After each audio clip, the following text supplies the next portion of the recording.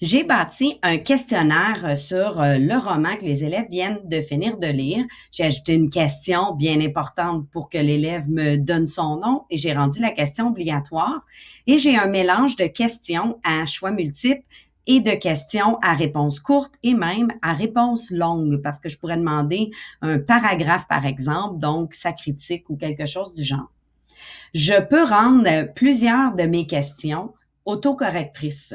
La première ici, à choix de réponse, bien sûr. La réponse courte pourrait se faire aussi, mais il faut alors que je pense à plusieurs possibilités et je vais devoir corriger manuellement la dernière réponse qui ne pourra pas s'autocorriger.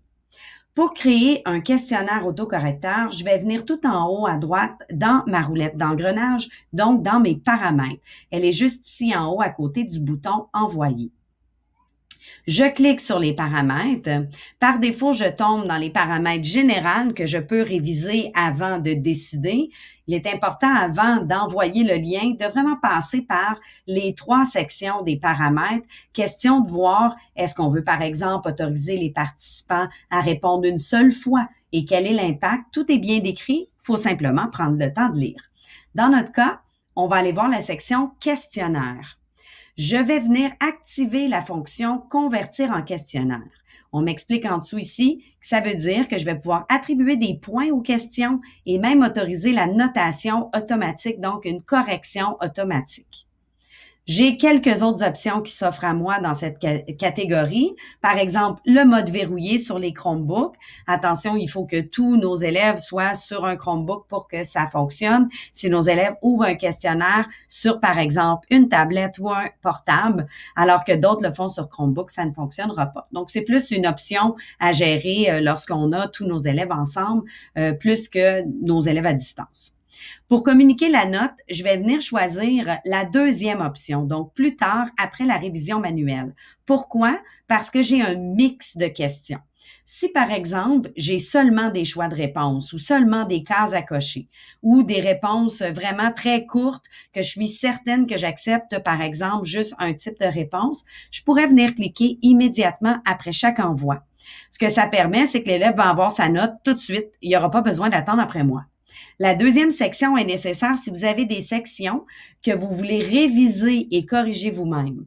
Donc, un espèce de questionnaire hybride, une partie corrigée automatique et une partie corrigée par vous-même.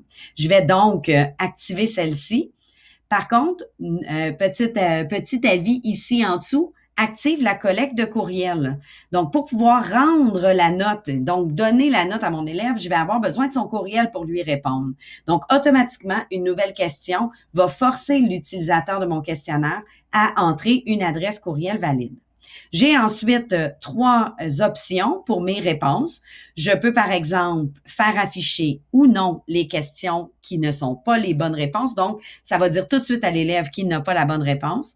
Je pourrais faire afficher ou non la bonne réponse. Donc, automatiquement, s'il a choisi l'option A, ça va lui dire, mais non, ce n'était pas ça, c'était B la réponse. Donc, à vous de voir si vous voulez cacher ou pas les réponses. Et je peux décider d'afficher ou non le barème de notation, donc pour que l'élève puisse voir les points. Remarquez les petits ici, points d'interrogation. Ben, si on n'est pas sûr, ça vient vraiment m'expliquer ce que je viens de vous dire. Les questions auxquelles on a répondu incorrectement seront indiquées. Donc, on a de l'information supplémentaire chaque fois qu'il y a un petit point d'interrogation. Je vais venir enregistrer ce nouveau mode et si vous remarquez, certaines choses ont changé dans mon questionnaire. Première chose, l'adresse courriel qui est maintenant obligatoire avec la petite astérix rouge, ça veut dire que c'est obligatoire. Ensuite, pour chacune des questions, j'ai maintenant une clé de correction. Je peux donc entrer ma clé de correction pour chacune des questions. La première question étant mon nom, je n'ai pas de clé de correction et je n'attribuerai pas de points. On va aller tout de suite à la deuxième question. La deuxième question, je vais venir cliquer sur clé de correction. J'ai en haut à droite la possibilité de dire combien de points vaut ma question. Tout s'enregistre automatiquement. On le voit en haut, c'est en train d'enregistrer. Je peux venir sélectionner la bonne réponse. L'élève ne la verra pas, c'est la correction qui va se faire. Et je pourrais même venir ajouter des commentaires automatiques. Je pourrais, en cas de réponse incorrecte, venir mettre un message à mon élève lui disant « Fais attention, révise ceci ». Je pourrais même le diriger vers un site Internet, lui dire je crois qu'il te manque de l'information, je t'invite à consulter le site suivant pour en apprendre plus. Et je pourrais même insérer une vidéo qui, par exemple, que j'aurais moi-même fait, qui donne une rétroaction à l'élève, ou je pourrais insérer une vidéo, un lien vers une vidéo YouTube. Je peux faire ça pour les réponses incorrectes, mais je peux faire ça pour les bonnes réponses aussi. Donc, je peux venir mettre un commentaire, bravo, exactement, c'est la bonne réponse et tout. Pour une question qui n'est pas à choix multiple, l'interface va changer un petit peu. J'ai encore mes points ici que je peux venir ajuster, mais je vais devoir ajouter une réponse qui est acceptée. Donc, par exemple, je pourrais venir accepter la réponse Montréal. Je peux accepter plus qu'une réponse. Si, par exemple, j'accepterais que les élèves aient oublié la majuscule, je suis pas en train de corriger, par exemple, comment ils écrivent, je veux vraiment voir s'ils ont la bonne réponse, je pourrais venir ajouter la même réponse, mais avec une minuscule. Je pourrais aussi dire que j'accepte sans l'accent. À moi de voir les réponses que j'accepte. Je peux venir sélectionner comme quoi toutes les autres réponses qui ne sont pas dans la liste que j'ai créée sont incorrectes. Je peux entrer des tonnes de réponses si je veux. Je peux encore une fois ajouter des commentaires automatiques. Finalement, pour une réponse longue, je peux venir dans ma clé de correction, venir ajouter des points. Par contre, j'ai pas de possibilité d'ajouter le texte que je recherche parce qu'il ne va pas, le petit correcteur ne va pas aller lire tout le paragraphe de l'élève en question. Donc, je ne peux simplement qu'ajouter des commentaires.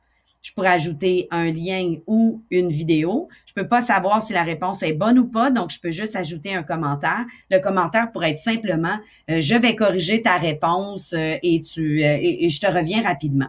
Notez qu'on peut donner une rétroaction qui va être la même pour tous, mais dans un paragraphe comme ça, je pourrais pas donner de la rétroaction personnalisée. Si je veux faire une rétroaction plus personnalisée pour un paragraphe, par exemple, je serais mieux d'utiliser un outil comme Google Documents qui va me permettre d'annoter, de mettre des codes de couleur si je veux et de mettre des commentaires. Voici donc la clé de correction. On peut faire des questionnaires complètement autocorrecteurs ou on peut faire un mode hybride comme je viens de le faire qui peut sauver bien du temps de correction puisque tout ce qui est à choix multiple et à réponse courte peut se corriger tout seul.